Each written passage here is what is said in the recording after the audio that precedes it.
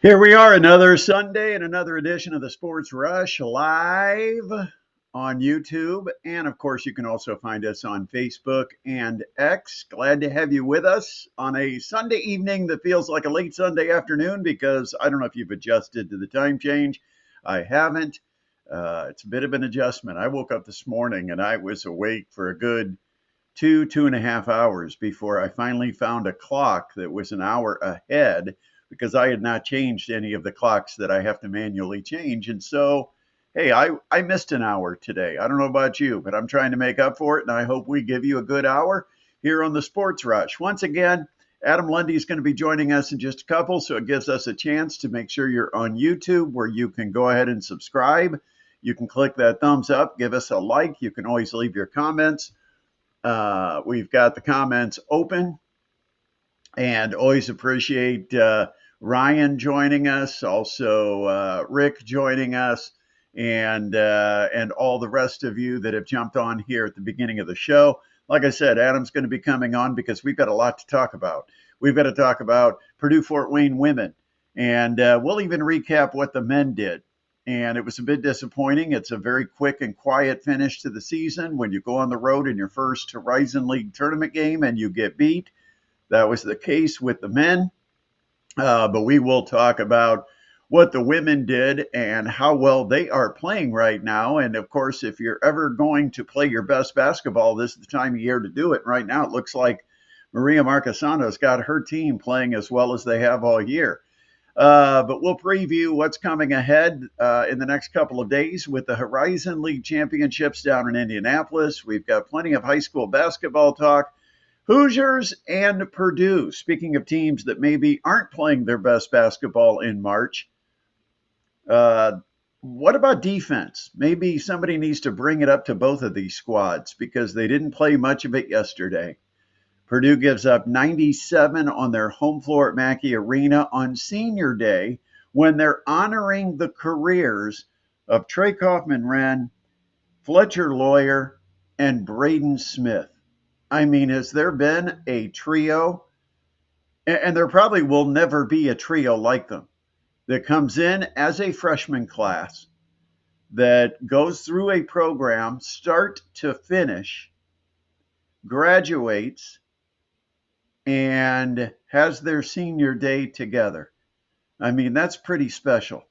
And Purdue had that, and then they blew the game against Wisconsin.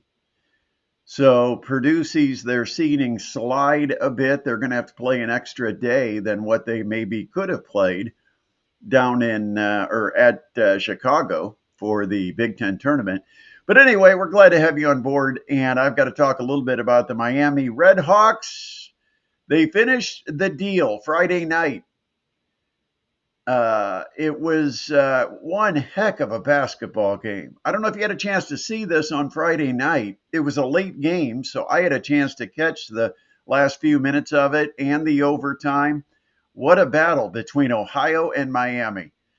And man, I'll tell you what, with the the impact of having the undefeated season, all the pressure seemed to be on Miami, but they just kept coming up with play after play when it looked like they had their backs against the wall. Got to give them a lot of credit. Travis Steele and his coaching staff, the way they had their players prepared, the confidence that they had. They played with a swagger where they believed they were going to win every game, and then they did win every game. 31-0. And, a lot has been made about the competition. Let me just say, it would have been nice to see what they would have done if they'd have played some power conference teams. But that's all about scheduling, and scheduling right now for mid-majors is very difficult, especially if you're considered one of the better mid-majors, but not the best of the mid-majors, but you're in that pack of good mid-majors that have the potential to go into somebody else's arena, get a check, and beat them. No one wants to be part of a John Rothstein tweet that says the epitome of brutality, because that goes out every time somebody collects a check and wins the game in a power conference team's arena. And so these power programs, they don't want to schedule those teams that are in that mid-pack, that 150 or so, or 200 in the KenPom rankings or the net rankings. They don't want those kind of teams. because there's too much risk for what you gain by winning that game. And so what they want is, if they're going to schedule a non-con game, they want to have somebody they can really beat up on and play everybody that's dressed.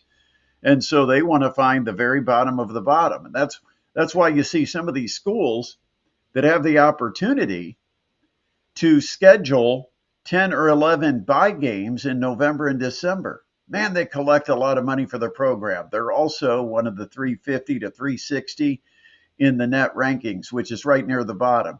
Easy for them to get the games.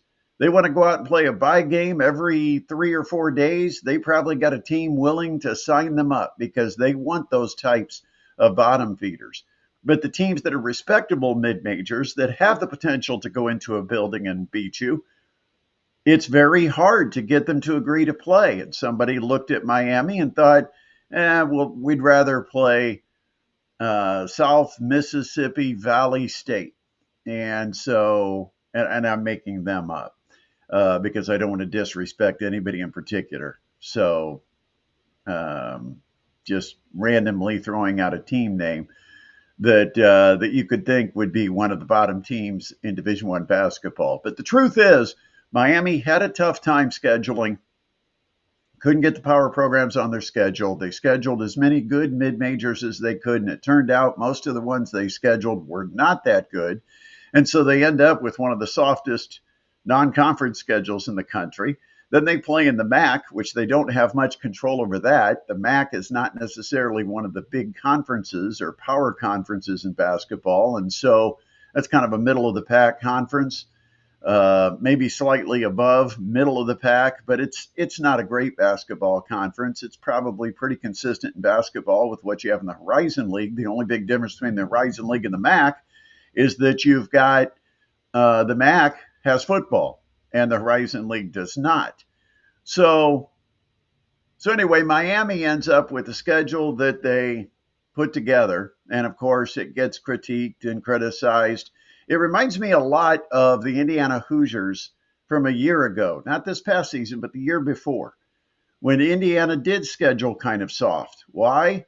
Because most of that schedule was put together under Tom Allen, and he desperately needed to add some wins because he knew he was on a warm seat, maybe even a hot seat. And so he went out, found as many soft teams as he could play.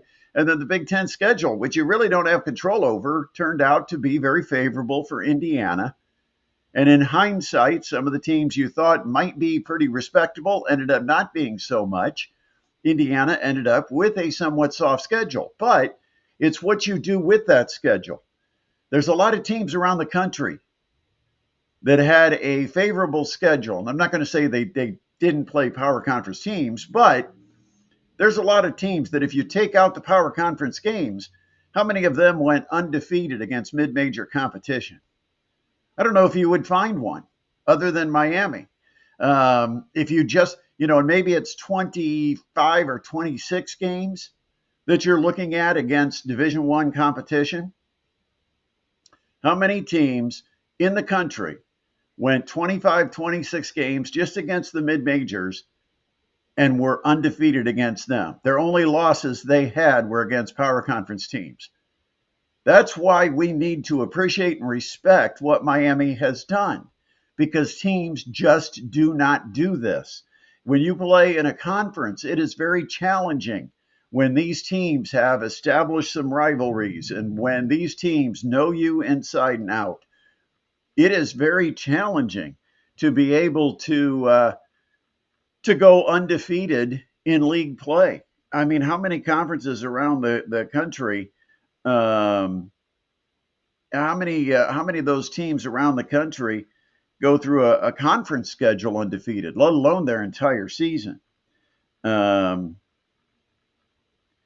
Hold on, I gotta let Adam know. Adam's having trouble getting in. I think I got him now.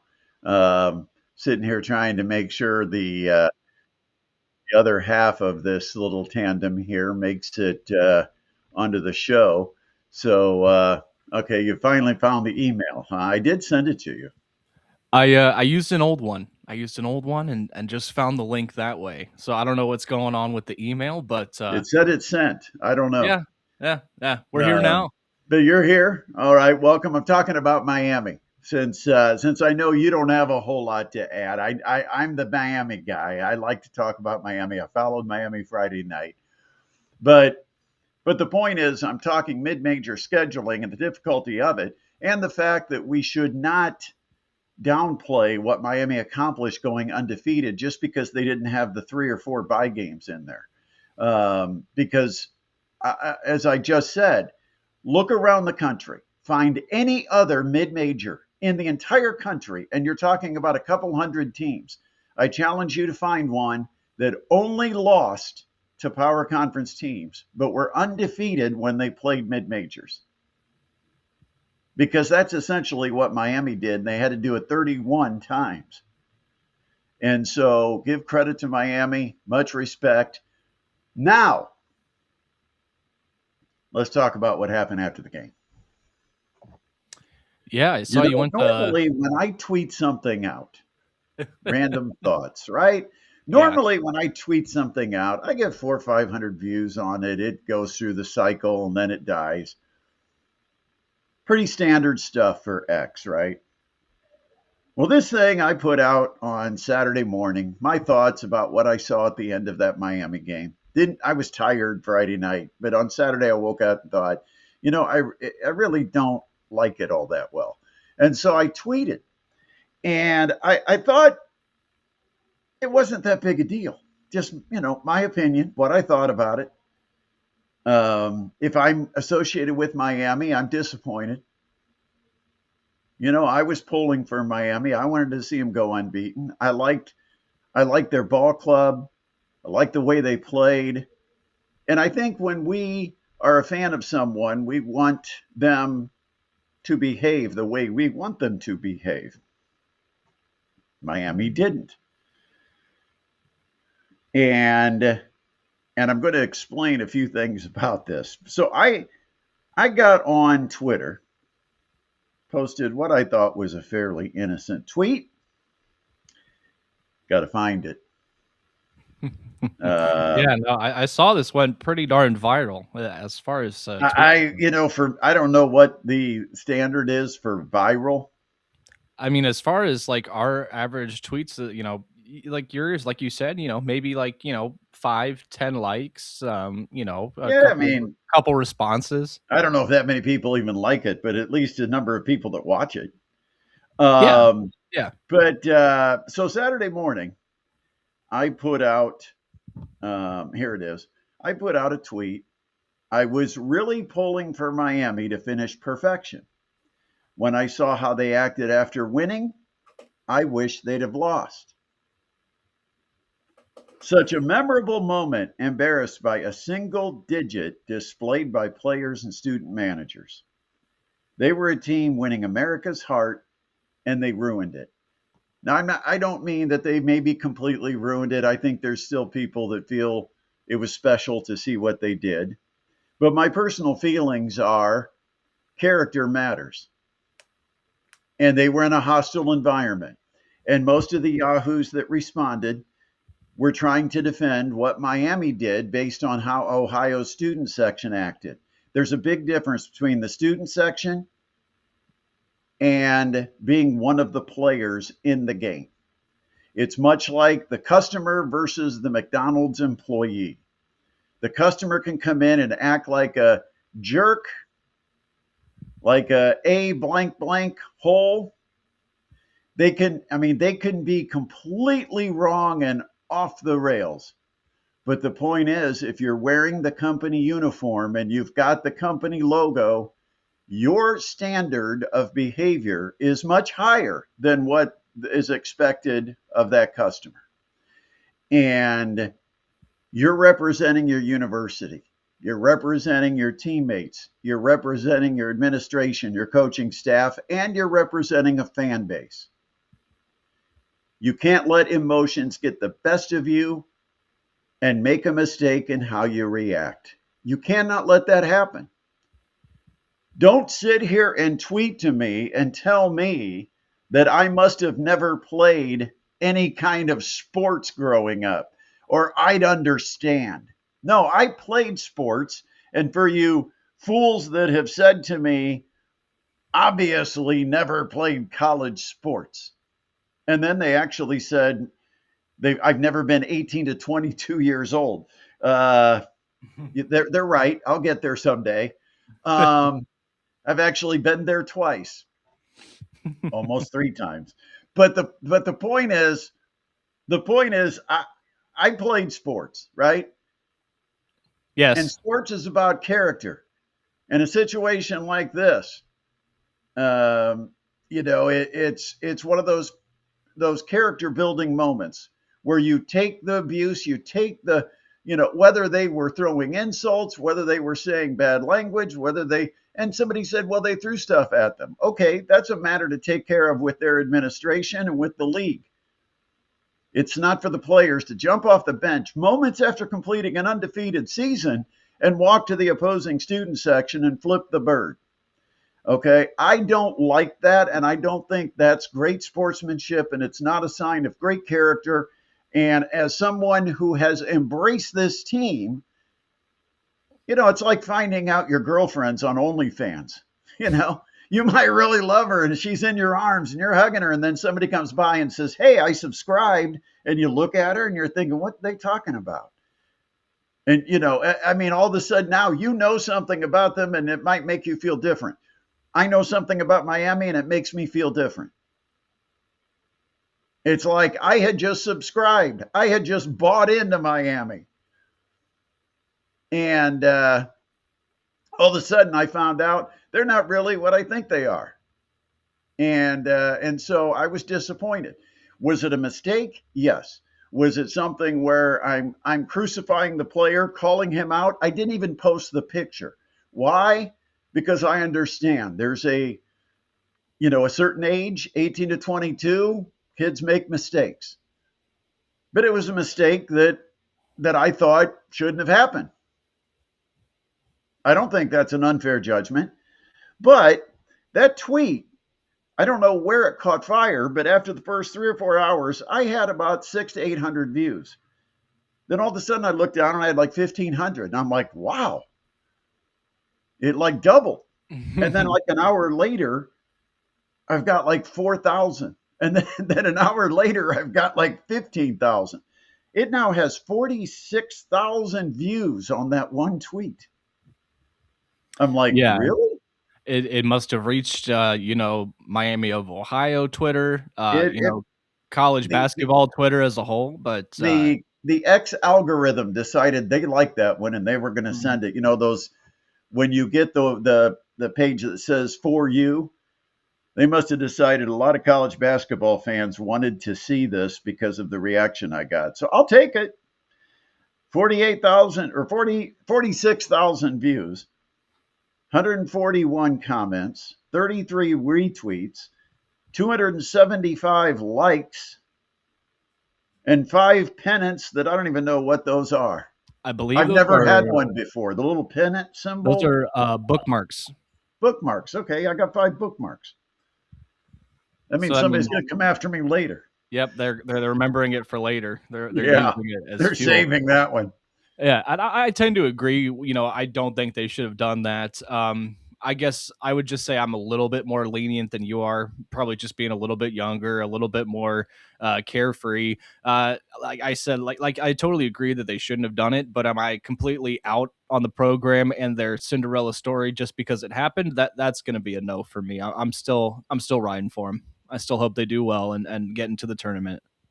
I mean, I'm still pulling for them. Yeah, I'm disappointed. That's my team. And it's like now publicly, do I want to say I believe in that? Because I think if you publicly say you're pulling for them, then it's somewhat of an endorsement. You believe in everything they're doing. Right. And, if it's full disclosure, I'd say, yeah, I'd still like to see them represent the mid majors. It's like being like a disappointed dad. It's like, I still like you. I still care about you. Yeah. I just expect better of you. I don't love you anymore, but I like you still. I just expect better of you. It's because I have these high expectations that I expect more of you. I'm kind of fond of you.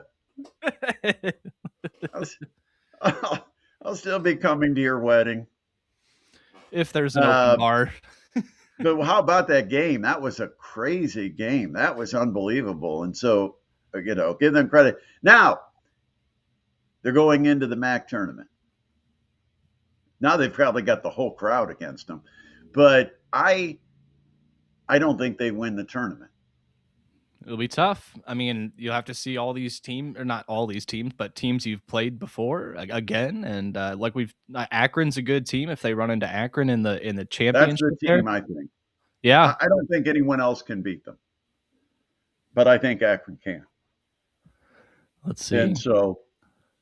And remember, the last 3 games of Miami's season, they won by 2, they won by 2, and they won by 2 in overtime.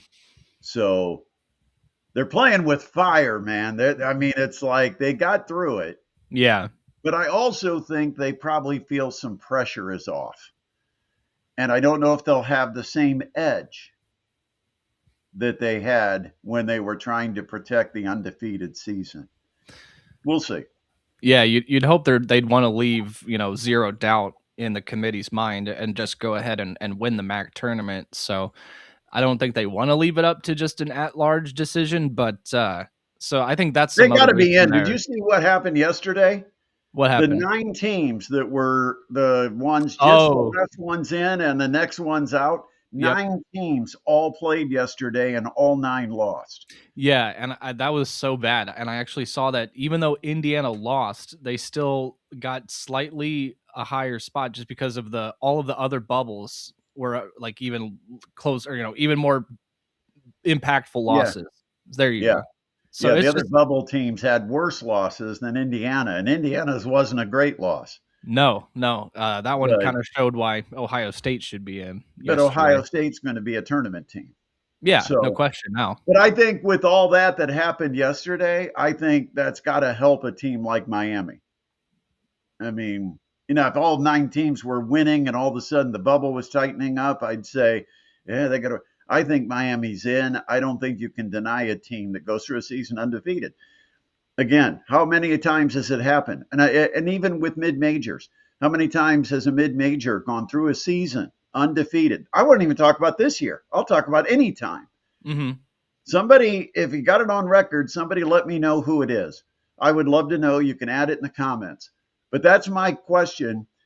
Does anybody remember a mid-major that if you took the power conference teams off their schedule and looked at the remaining games against mid-major opponents, any mid-major that went undefeated?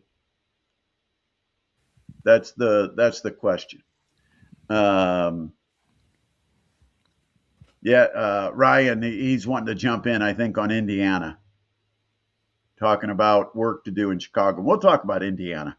But right now I got to talk about Purdue Fort Wayne. And again, Maria Marchesano. I'll tell you what, if you are a good-sized program that has a coach's opening, do not watch this podcast. Nothing to see here. No. Nothing to see. Just turn off the podcast and move on. We've got nothing going on here. Nothing with a really good coach that's we're fortunate to have. So if you're an administrator, athletic director, or anything at a power conference team, and you're replacing your coach and you're trying to kind of nose around, nothing here. Just move on. Nothing. What an unbelievable job she has done. Today, Purdue Fort Wayne goes to Indianapolis to take on the hometown team, IU Indy, in the Horizon League tournament. This is the stupidest game that you could ever put into a bracket. It's an extra game to decide who the 4th team is that makes the semifinals. And Purdue Fort Wayne beats IU Indy 85-49, a 36-point win over a team that just had an upset win on the road at Northern Kentucky.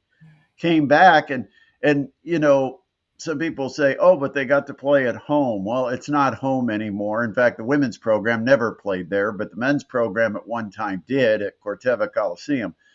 on the state fairgrounds. But Purdue Fort Wayne, unbelievable performance. The numbers were incredible. And you look at what Maria Marquesano's done in building this program. We all know about winning one game the year before she showed up. And then the first year she was here, 9-21. Doesn't sound great, but that's major improvement from where they were before she arrived. The next season, her second year, she was 14-19, still under 500. But by the end of the season, they were a pretty formidable team. In fact, they made the semifinals in the Horizon League, went to Indianapolis, and lost in the semifinals to Green Bay. Year three comes back, goes 23-13. Again, a loss in the semifinals to Green Bay, and that's a recurring theme with this program.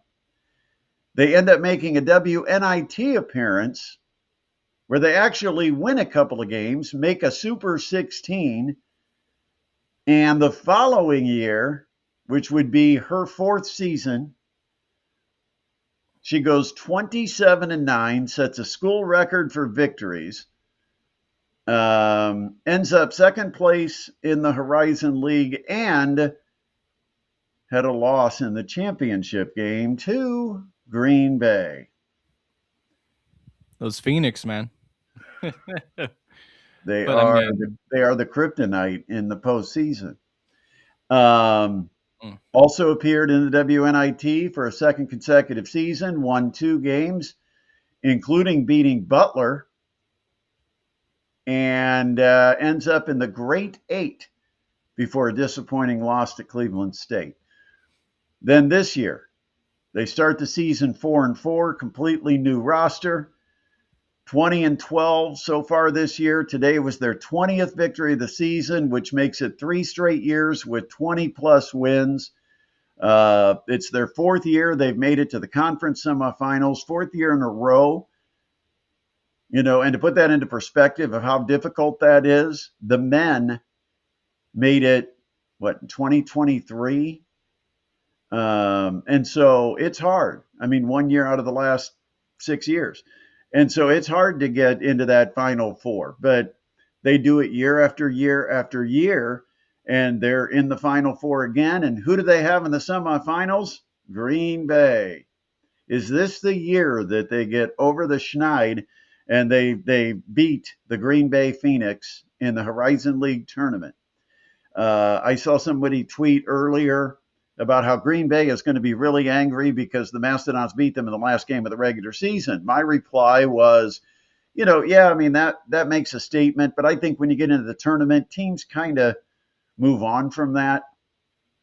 The game didn't really hurt Green Bay, so it's not like they moped over it and it cost them a number 1 seed, or, it meant nothing other than pride, right? The game that means something is the one that you play in the tournament. That game at the end of the regular season, Green Bay already locked up the number 1 seed. The Mastodons were still trying to protect their seeding position. And so the Mastodons had a lot more to play for. Plus, you always want to beat Green Bay because they're the ones that are the benchmark in the league. And so the Mastodons got that win after a big road win at Milwaukee. They come home, they knock off Green Bay, go into the tournament with some momentum, and now they've played 2 tournament games. They've won those 2 tournament games by 30 points over Robert Morris, by 36 points over IU Indy. They have shot the ball 54% from the field combined in the 2 games, and 44% from behind the 3-point line. They've been terrific. Today, they were 34 of 56 from the field, which is real close to 60%. They were 7 of 15 from behind the 3-point line, just a tad under 50%. So this is a team that's playing its best basketball once again. This team, by the way, think about this, Adam. Do you know how many players are on the team right now on the roster that were on the roster 2 years ago? 2 years ago. Oh man, I would Not say, last year, yeah. 2 years ago. Uh, I'm gonna take 3 or under. I want to say 2, but I know it's not a lot. Well, give me an answer and Let stick me with do. it. I'll do You 2. want to say 2. Does that mean you're saying 2? I'll do 2. You're too high. Ah, man, I knew it was gonna be like either nothing or 2 or something low. 0. They do Yeah. not have a player that was on the roster 2 years ago. So this isn't just riding with a core group. This and maybe replacing a player each year. This is a whole new roster that's evolved over the last 2 years. And here they are in the same position. That's success, especially when you're not the one with the biggest bag of cash to go out and bring in players. In fact, I don't even know if they have a bank account. That's the amazing thing is she's gone out and gotten players from the NAIA. She's gotten players that are in their 6th year of eligibility. There's 4 freshmen. I mean, she's had to put together a roster and figure out the best way to get talent and then coach that talent and build them to where they're playing their best basketball at the end of the year, and they have done it. And couldn't be happier for Purdue Fort Wayne women. They are playing Green Bay tomorrow at noon. Everybody take an extended lunch. We need to figure out where to meet to see the game, but it's a big one tomorrow down in Indianapolis. Absolutely huge, and like you said, you've Maria Marcassano has the Dons winning at the right time. They've shown so far in the postseason that they deserve to be in the semifinals. Playing game be damned. I mean, we don't need that. This is a team that deserves to be at least in the semifinals and deserves this matchup that they have tomorrow against the Green Bay Phoenix. Thanks to an incredible coaching job by Maria Marcassano, and like you said, just the way that things started off a little rocky to start the season, with the new Well, team, they the new did get the win roster. over Purdue. That is huge too. That's huge too. So I mean, that's another statement win there with a new roster. So great coaching job by Maria Marcassano. And she plays 4 freshmen, Hmm. 3 of them in the regular rotation, 1 of them in the starting lineup. And that's a novelty. I mean, nobody plays freshmen. You might have 1 or 2, but you don't have a lot of teams that play a lot of freshmen. But in mid majors now, especially in women's basketball, you're having to fill roster spots with freshmen. They haven't gone through their free agency, they're on their rookie contract. No, Ryan, no radio coverage. I will be watching just like you. So, anyway, but a big win for Purdue Fort Wayne women. The men, disappointing loss, third time to Green Bay. Green Bay got their butt kicked today by Northern Kentucky. Do you know how painful it is to watch Northern Kentucky score 90 plus against against Green Bay when the Mastodons barely got that many points in 2 of the games against Green Bay? I don't know what it is. It's a matchup, something that they do defensively that works against what the Dons do offensively, or personnel matchups. But it was the strangest thing to see the Mastodons score 50 something 4 times this year. The Mastodons were held under 60 points. 3 of those 4 times were the 3 meetings against Green Bay. The Dons just could not have their regular offense. They couldn't score their regular amount of points. And they actually, I thought, played a pretty good game against Green Bay up there. It was a 2-point game with like a minute left. Ended up losing by 8 because you give up, the lead goes to 4, then you miss a 3, they rebound, you foul, and next thing you know, it ends up being an 8-point game. And there's a lot of people that bet the sports books that weren't too happy on a 5.5 or 6.5 point line. But I thought they did things much better. They seemed to be more prepared on how they were attacking the Green Bay defense. They used their inside presence with D'Lo, but they just didn't hit shots. They got shots they needed to hit, and they missed them. And the one thing the coach can do is draw up a perfect play. But if a player doesn't hit a shot, does anybody notice? And that's what was happening. The Dons executed certain things offensively to create the shot they wanted. They just didn't make it. So I think it's a little bit of a learning curve because I think this roster needs to be assembled a little bit differently. I think it will be assembled a little bit differently. And we already know that one of the key players from this year's team is entering the transfer portal. DeAndre Craig's announced that he is going to enter the portal. Have not heard word on CJ Hadnot. He's been such a loyal guy for 3 years, very committed to the program, great relationship, the family and the coach very much on the same page. But there's going to be money involved. That's the name of the game now. It's not just a decision. Do you want to go to school at the Power Conference school or do you want to go to school at Purdue Fort Wayne? Now it's about, do you want to go to that school, maybe not play as much or get as good an opportunity to showcase all of your skills? I mean, look at the guys that left last year. Jalen Jackson got hurt after a very average beginning at Butler. He ended up not playing the rest of the season. Eric Mulder went to Iowa State, got a couple of spot minutes early, and then pretty much was super glued to the pine for the rest of the year. He just has not been in there. So, it isn't, you get the check that you wonder in the long run when you look back on your college career and that's the way you end it. Is it worth it? And for a guy like Hadnot, he's going to have a chance to be kind of along the lines of what John Conchar did. He's going to have a little more openness.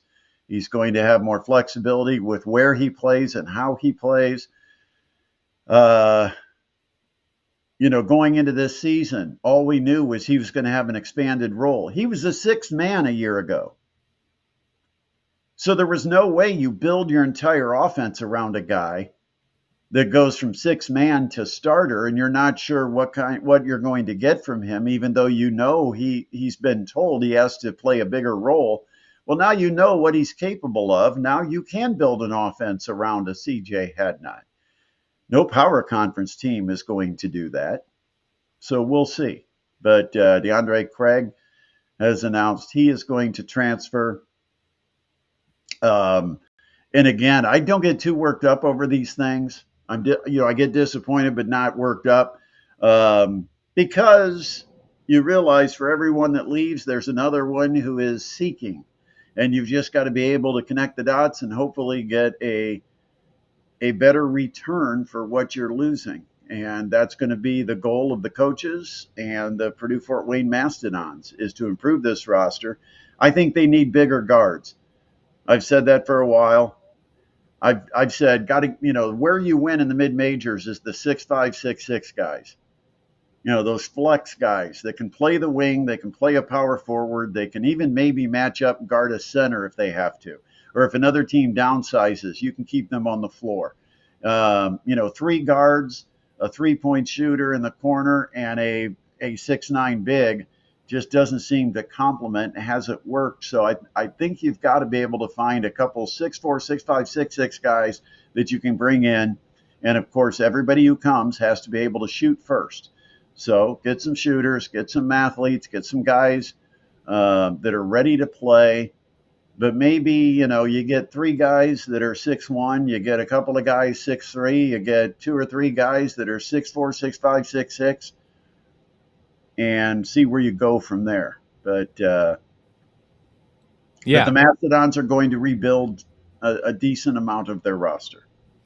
Yeah, and that's the thing though, is you're going to be in a lot higher competition for those taller guards because they get a lot more looks from the power programs. I mean, if you're 6'4", 6'5", and able to play as a point guard as a one position on a roster, you're going to get a lot more looks, and you're going to need a little bit of monetary incentive to get some of those guys.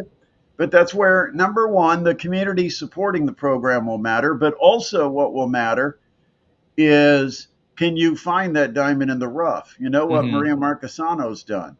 Gone to NAIA programs and Division II and Division III programs and found players that have been great additions, big impact players. I mean, Alana Nelson spent 4 years at Spring Arbor ends up coming to Purdue Fort Wayne and she's first team all conference.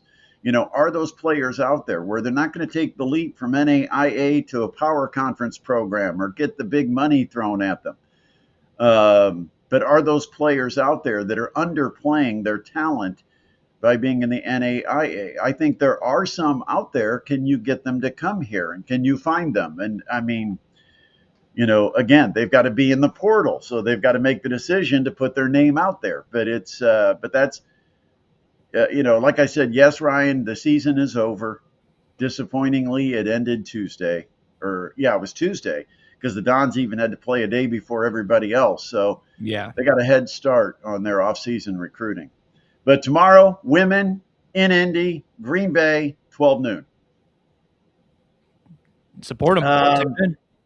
All right, Purdue Boilermakers lose on Senior Day. Man, they couldn't guard Wisconsin. The guards were having their way with them, shooting threes like it was nobody's business.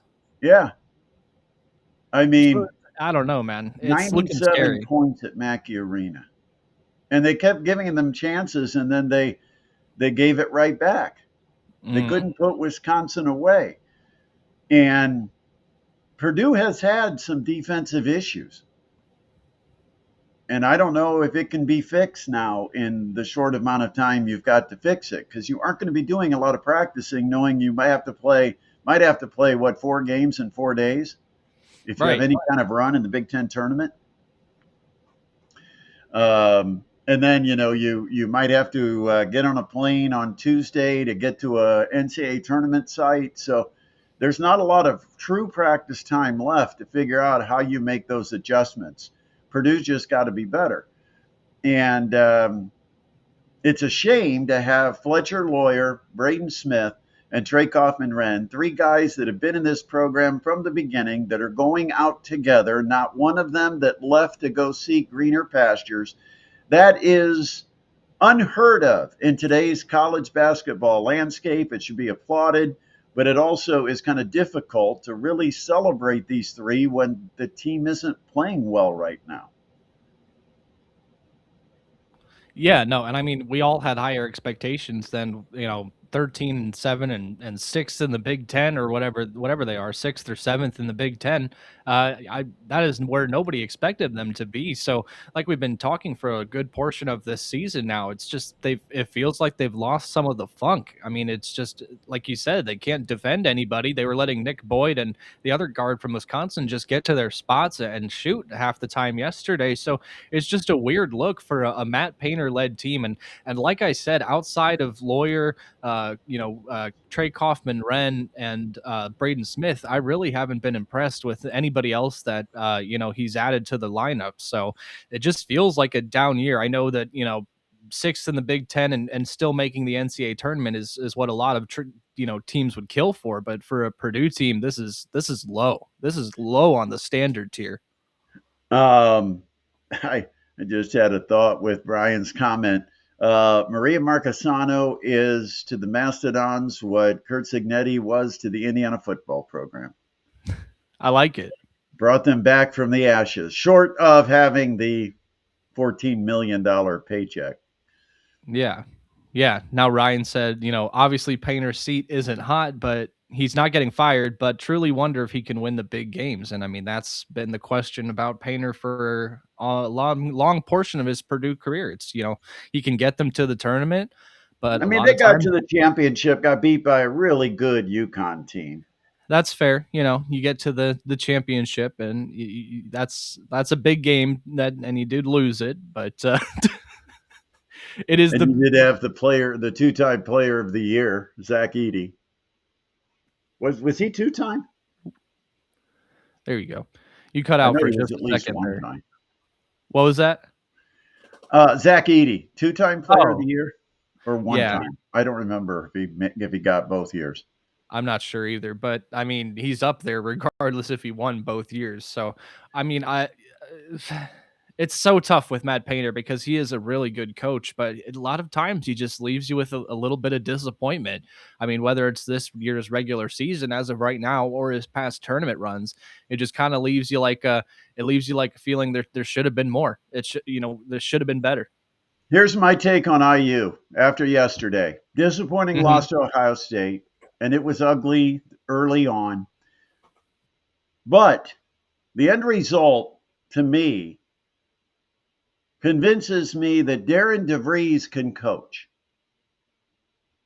They were getting blown out, and he did right the ship. He did, you know, help them come back somewhat in that second half. They never really had a chance to win, but I felt like, he was in control of the team. He had command. He got the ship righted when it was off track. I think Darren DeVries can coach. I just think in the short amount of time he had and the number of connections that he might already have with looking for high caliber talent. You talk to different AAU coaches when you're at IU than when you're at Drake. All of a sudden now you're going after totally different guys that are in different levels of AAU programs. And you've got to work those relationships a little bit. And so I felt like the roster he assembled after we got them on the court and got a chance to really see them play, um, he's working hard to get the most out of that lineup. I mean, I think they've got really good high mid major players. I don't know that they've got really good power conference players. They clearly don't have that 5-star stud freshman.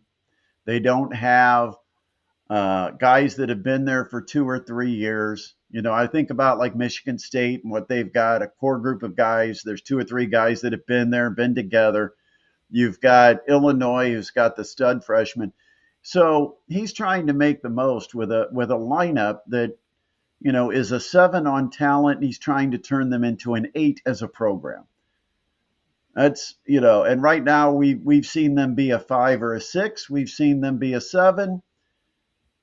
If they can get a stretch where they're an 8, maybe they can, win a game in the tournament. I don't think they win more than one. If they win one, and that all depends on matchups, but um, obviously, I don't know that it's been a disappointing year. It's been more of a learning exploration. What do we have? What are we going to have back? Who are we going to need to get? And I think that was kind of expected from Indiana because the program was tanking under Mike Woodson.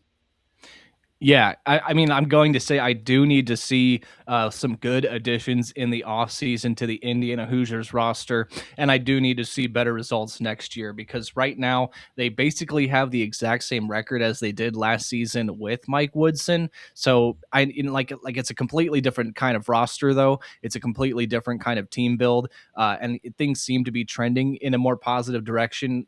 I liked the way that the Hoosiers were playing on the court more this season. I like the schematics more, but just need to see better results, hopefully with a better roster after this offseason.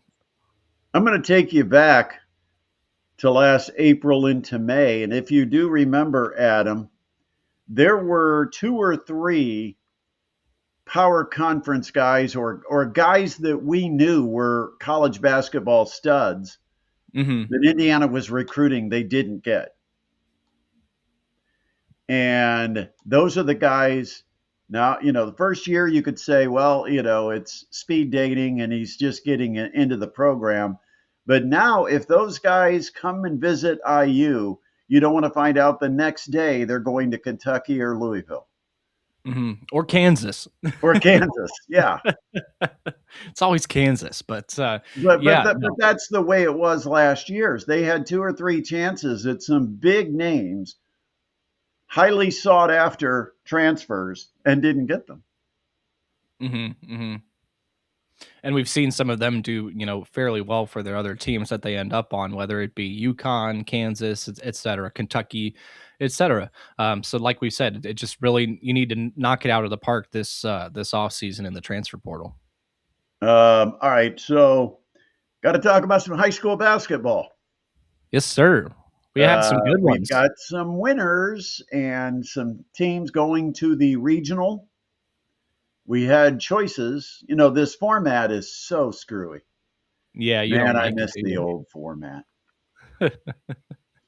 Give me a couple morning games at regional and a night game to decide a champion. No more. Not only do I think it's fair for the teams involved, for the fan bases, but I also think the old format is better on media. Why? With only a one game regional, only half the teams are eliminated, which means we might still have a number of Fort Wayne teams that are playing going on to semi state. What happens? They get sent all over northern Indiana to go play their semi state games. And instead of us having one team that's advanced to the one game semi state, or having two teams that have advanced, but they play at the same place back to back games. Because remember, this year's regional used to be the old semi state, where you had two games, might have been a 4A and a 3A. But there were times in the old format where you'd go to a regional, and in the morning session, two Fort Wayne teams would be playing, maybe play each other, maybe they would play opposite games. And one would play at 10, one would play at noon. If they played each other, you knew in advance somebody was going to play at night for a regional championship.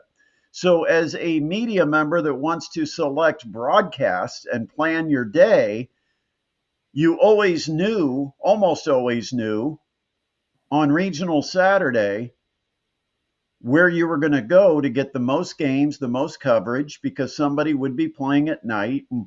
And it just was easy to do. And then after regional, because semi-states would combine classes, and you'd have a single semi-state game in 4A, 3A, 2A, and you'd have, you might have two Fort Wayne teams that are both playing at Warsaw, for instance. And so you could go to Warsaw and do the two games for semi-state to decide who goes to the state championship. Now you've got these all-day semi-states. And so at regional, we've got all these different locations we've got options of going to.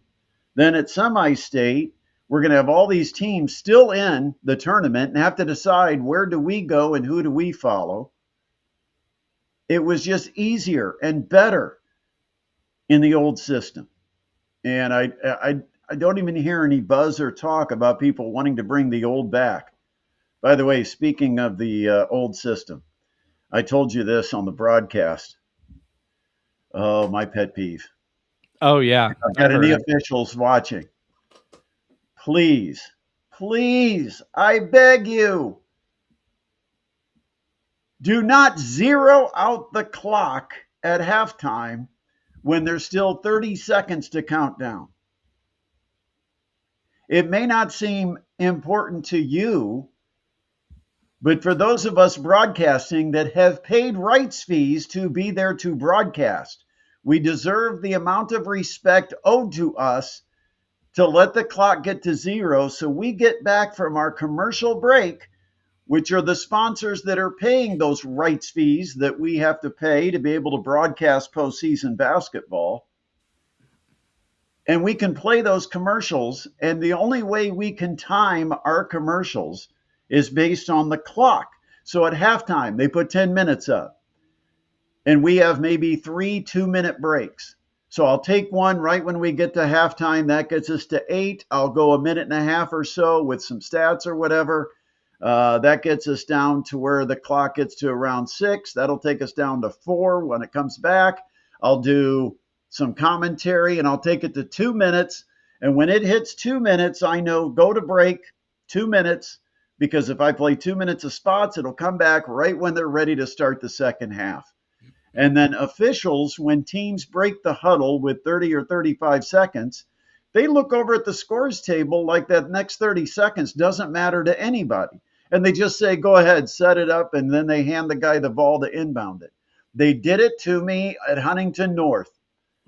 And we missed almost 30 seconds of the third quarter of play-by-play because the officials didn't let the clock go all the way to zero. That would never happen in a televised game, and it certainly wouldn't happen if the IHSAA was broadcasting that game. But with us, and that's one reason why it's also nice to be close to the scores table, because you can maybe get their attention instead of being way up in the corner. There are things we can't see, we can't hear, we can't follow when we're up in the corner because we're not seeing the official signal foul calls. We're not and remember, we don't hear PA when we're the play-by-play guy. because we have headphones on and can't hear a lot of what's going on in the crowd. So, if you have a really goofy call or you're not sure who the foul is on, sometimes it's always nice if you can hear the officials give the official foul call to the scores table. But it was okay. I had a great view, but there are certain things you miss when you're up there in the corner. But the one thing I couldn't do is go and try to whistle and wave and say, hey, don't forget about me. I've still got 30 seconds of commercials to put that time back on. And yeah, it happened again. Frustrating. Pet peeve. Respect the clock. Pet Respect the peeve. clock. All right, so let's talk about what we do have for regionals. Yes. Congratulations to all our sectional champs. Homestead survives a difficult schedule or a difficult sectional at Huntington North. And the story here, Homestead, Southside, we knew that would be a battle. Southside missing their top regular season scorer, but they've been without him for about almost a month. And so they've kind of had to adjust without him. But it still would have been a better Southside team if Terrence Jordan would have been on the floor than if he's not. And Homestead gets a 47-41 win in the semifinal. And then the championship, Homestead takes on Wayne, and Wayne doesn't have their leading scorer. Now, take nothing away from Homestead. They earned the win, but it's nice if you could go through a tournament and have every team you play have to sit their leading scorer when they play you. And so Wayne was without Tyree Eldridge, and of course, Wayne really struggled against Homestead. Homestead got 80-48. Yeah, credit to Wayne for getting the semifinal win over Huntington North without Tyree. But I feel like that after that they were just kind of out of gas as far as, and then going up against a solid team like Homestead. The cards were, they didn't have the draw. They didn't have the draw to take down Homestead. But looking forward to seeing them in regionals, as well as Snyder in 4A and lots of other area teams in other regionals as well. All right, so the IHSAA at about 11:30 last night released their regional pairings. Some of you might not know who's playing who or where because as of last night's sportscast, after the sectional games, nobody knew. So here's what we've got for our Fort Wayne area. We're going to have two teams playing at Logansport in one-game regionals. A 3A regional championship game will be played at 1 o'clock between New Haven and West Lafayette. West Lafayette 22-4, New Haven 19-7. That game at 1. And then a 4A regional will be played at 4 p.m. between Lafayette Harrison and Homestead. Harrison 18-8 and Homestead 19-6. So New Haven and Homestead are going to Logansport. Huntington North, they're hosting a regional, and they will host 1A at 4 p.m., and that will involve Canterbury taking on Tri-County. Tri-County 15-10, Canterbury 14-11. That's a 4 o'clock first game. They alternate the times at the different sites. The 2A game will be a 7 p.m. tip between Bishop Luers, 14-11, and Bremen at 22-4. So you've got Canterbury and Luers at Huntington North. Newcastle.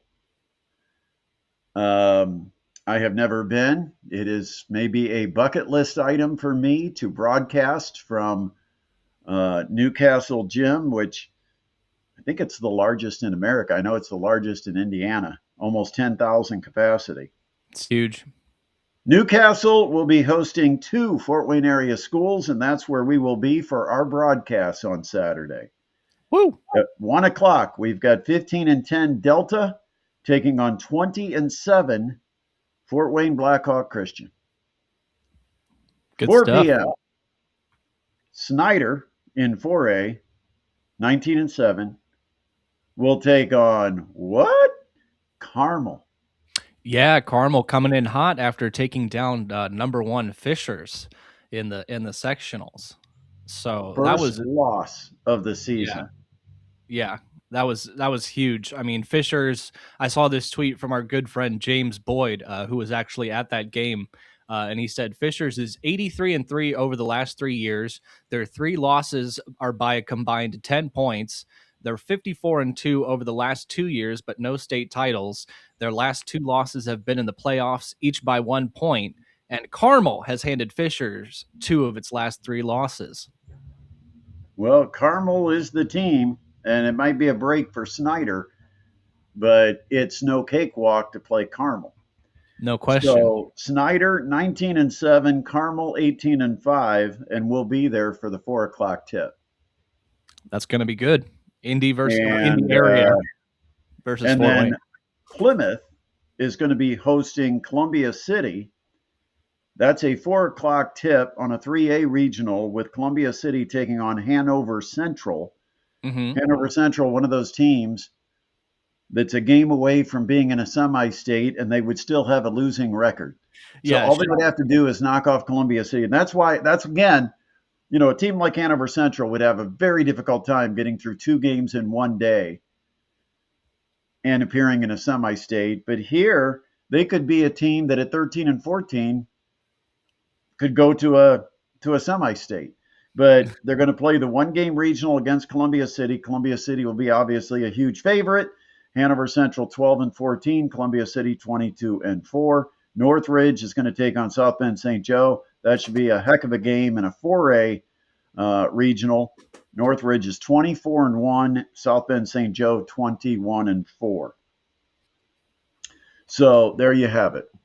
I think I covered everybody. But I will be at Newcastle. I will not be, but I'm going to be tuned in listening. That's right. You won't even be in the studio. It's a rare You'll be occasion. drinking some umbrella drink.